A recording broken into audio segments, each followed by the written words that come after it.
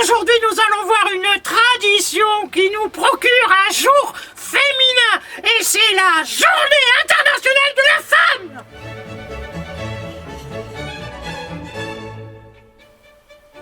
De nos jours, vous pratiquez cette coutume qui consiste à dédier la journée du 8 mars à la femme, de la vénérer le temps d'un jour. Par exemple, mon mari est vraiment attentionné. Le jour de la Journée internationale de la femme, il veut absolument que je me repose. Il accepte que je fasse toute la vaisselle le lendemain.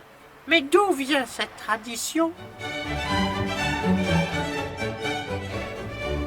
Cette tradition nous vient du XXe siècle. Plus exactement, elle débute en 1910 à Copenhague, lors de la conférence de Clara Zetkin, une journaliste et politicienne allemande qui propose à son assemblée féminine la création d'une journée internationale des femmes. L'idée est acclamée à l'unanimité.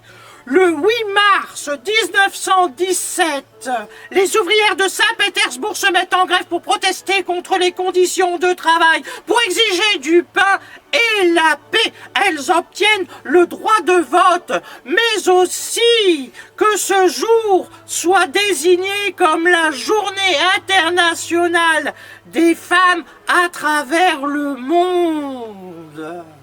En 1945, au lendemain de la Seconde Guerre mondiale, le 8 mars devient le jour de la fête des mères. Il faut attendre 1977 pour que soit reconnu officiellement le 8 mars comme Journée internationale des femmes par les Nations Unies.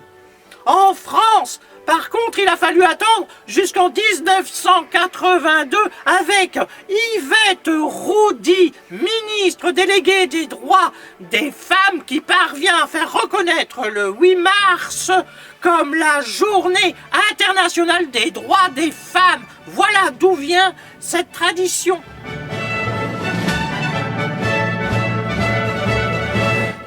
La Journée internationale des femmes, c'est une journée rien que pour elles, durant laquelle elles ont tous les droits.